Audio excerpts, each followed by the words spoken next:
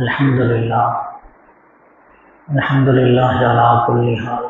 அல்லாஹ்வினுடைய அளப்பெரும் கிருபையினால் 26 தராவீஹை முடித்திருக்கிறோம். அல்ஹம்துலில்லாஹ்.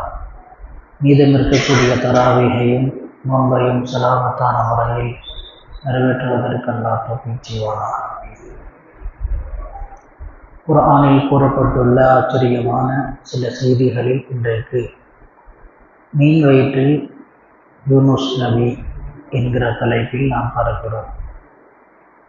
ஹஜ்ரத் யூனுஸ் அலைஹிஸ்ஸலாம் அவர்கள் நைனுவா என்கிற நகரத்திலே நபியாக அனுப்பப்பட்டிருந்தார்கள். அங்கே வாழ்ந்த மக்கள் அனைவரும் ஹஜ்ரத் யூனுஸ் அலைஹிஸ்ஸலாம் அவர்கள் இஸ்லாத்தை எட்டி வைக்கிற போது அதை ஏற்றுக்கொள்ளவே இல்லை, மறுத்து கொண்டே இருந்தார்கள். யாரும் யூனுஸ் நபியை நபியாக யாரும் ஏற்கவில்லை. யூனுஸ் அலைஹிஸ்ஸலாம் சொல்லி பார்த்தாங்க, யாரும் கேட்குற மாதிரி தெரியல. நீண்ட நாட்கள், ஒரு நாள் 2 நாள் அல்ல, பல நாட்கள், பல வருடங்கள் யூனுஸ் அலைஹிஸ்ஸலாம் தீனுல் இஸ்லாமை எத்தி வைத்தாங்க. யாரும் ஏற்பதாக இல்லை. அல்லாட்ட யாரெல்லாம் இவங்க யாரும் இஸ்லாத்தை ஏற்றுக்க மாட்டேறாங்க, இவர்களை அழித்து விடு என்பதாக துவா செஞ்சாங்க. துவா செஞ்சுட்டு இரவோடு இரவாக நைனுவா என்கிற நகரத்தில் இருந்து வேற ஒரு ஊருக்கு போயிட்டாங்க. மறுநாள் காலை அதாவது இறங்குவதற்குண்டான சூழ்நிலை அறிகுறி தென்பட ஆரம்பித்து விட்டது.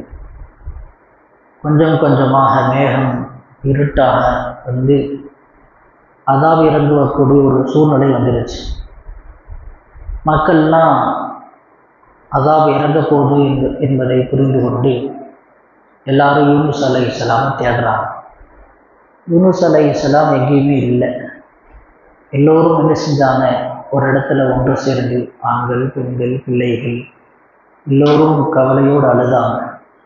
யாரெல்லாம் நாங்கள் இந்த மாதிரி தெரியாமல் பண்ணிட்டோம், யூனுஸ் நபியை நாங்கள் நபியாக ஏற்றுக்கொள்கிறோம், அவர்கள் கொண்டு வந்த மார்க்கத்தை நாங்கள் ஏற்றுக்கொள்கிறோம், மனப்பூர்வமாக நாங்கள் ஏற்றுக்கொள்கிறோம் என்று அல்லாஹ்விடத்திலே மனம் வருந்தி மன்னிப்பு கேட்டு ஈமான் கொள்வதாக சொன்னாங்க. அப்படி சொன்ன உடனே அல்லாஹ் ஜல்ல சுப்ஹானஹு வ தஆலா அதாவை நிறுத்தி விட்டான். அதாவை இறக்குற மாதிரி இருந்தது. எந்த ஒரு கூட்டத்தாருக்கும் இந்த மாதிரி நடந்தது கிடையாது. அதாவது இறங்குவதற்குண்டான சூழ்நிலை வந்துடுச்சுன்னா அல்லாஹ் அதாவை இறக்கிடுவான். உலகத்தில் தோன்றிய எல்லா சமுதாயத்திலையும் அதாவது இறங்குவதற்குண்டான சூழ்நிலை ஏற்பட்டு இறங்காமல் போனது இவர்களுடைய விஷயத்தில் மட்டும்தான். அல்லாஹ் அதையும் சொல்லி காட்டுகிறான். ஃபலௌலா கானத் கரியத்தன் ஆமனத் ஃபனஃபஅஹா ஈமானுஹா இல்லா கௌம யூனுஸ் லம்மா ஆமனு கஷஃபனா அன்ஹும் அஸாபல் ஹிஸ்யி ஃபில் ஹயாத்தித் துன்யா வ மத்தஅனாஹும் இலா ஹீன். யூனுஸ் சூராவில் 98வது வசனத்தில் அல்லாஹ் தஆலா சொல்லி காட்டுகிறான். அல்லாஹ்விடத்தில் அவன் களப்பற்ற முறையில் மன்னிப்பு கேட்டு யூனுஸ் நபியை நபியாக ஏற்றுக்கொண்டதின் காரணமாக அல்லாஹ் தஆலா அதாவை நீக்கிட்டான். அதன் பிறகு யூனுஸ் அலைஹிஸ்ஸலாம் சில நாட்கள் கழித்து வர்றாங்க. வரும்போது அதாப் இறங்கலை, எல்லாரும் ஈமான் கொண்டுட்டாங்க என்கிற தகவல் கிடைக்குது. இப்போ நாம் திருப்பி அந்த ஊருக்கு போனோம்னா நம்மளை எல்லாரும் பொய்யன்னு சொல்லிடுவாங்களே, நம்ம பொய் சொன்னோம்னு சொல்லிடுவாங்களே அப்படின்னு சொல்லிட்டு அந்த ஊருக்கு போகிறக்கு மனசு வராமல் அவர்கள் கப்பலில் ஏறி வேறு ஊருக்கு போயிடலாம் அப்படின்ட்டு அவங்க கிளம்பிட்டாங்க. அல்லாஹினுடைய அனுமதி இல்லாமல் ஒரு நபி ஒரு இடத்துலேருந்து போகக்கூடாது. அல்லாஹினுடைய அனுமதி இல்லாமல் அங்கிருந்து போனதின் காரணமாக அல்லாஹ் ஜல்ல சுப்ஹானஹு வ தஆலா அந்த கப்பலை பாதி கடலில் போனோன்னே அந்த கப்பல் நின்றுச்சு, நகரில். அப்போ அந்த காலத்தில் என்ன ஒரு ஐதீகம்னா, சீட்டுக்குலுக்கி போடுவாங்க. யாருடைய பேர் வருதோ அவங்க என்ன செஞ்சிடணும், கடலில் குதிச்சிடணும். அப்படி குதிச்சிட்டாதான் கப்பல், நடுவில் நின்ற கப்பல் போகுங்கிறது ஒரு ஐதீகம்.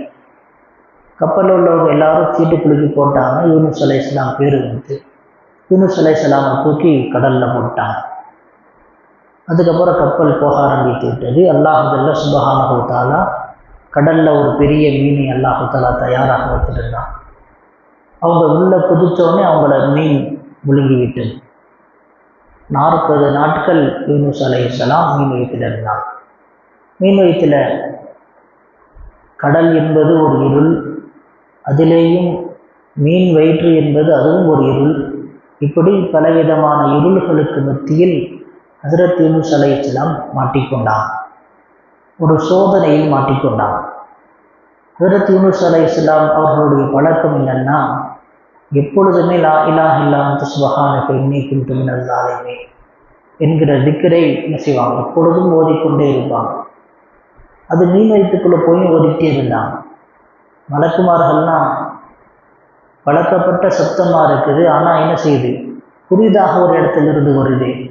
எப்பொழுதும் பூமியிலிருந்து நிலப்பரப்பிலிருந்து வரக்கூடிய இந்த தஸ்பீகினுடைய சப்தம் இன்றைக்கு தண்ணீர் பகுதியிலிருந்து கடல் பகுதியிலிருந்து வருகிறது என்று பேசிக்கொண்டதாக முஃபஸ்ஸிரீன்கள் கிதாபில் பதிவு செய்து வைத்திருக்கிறார்கள்.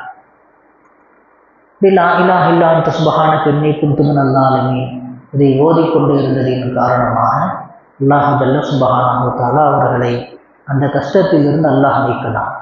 அவர்களை மட்டுமல்ல, யாருக்கு எந்த கஷ்டம் வந்தாலும் சரி, சிரமங்கள் வந்தாலும் சரி, வியாபாரம் ரீதியாக, குடும்பம் ரீதியாக, பிள்ளைகள் ரீதியாக எந்த விதமான சிரமங்கள் இருந்தாலும் லா இலாஹ இல்லா அன்த சுப்ஹானக இன்னீ குன்து மினல் ஸாலிமீன் என்பதை ஓதிக்கொண்டே இருந்தால் அல்லாஹ் ஜல்ல சுப்ஹானஹு வ தஆலா கஷ்டத்திலிருந்து நீக்குவான்.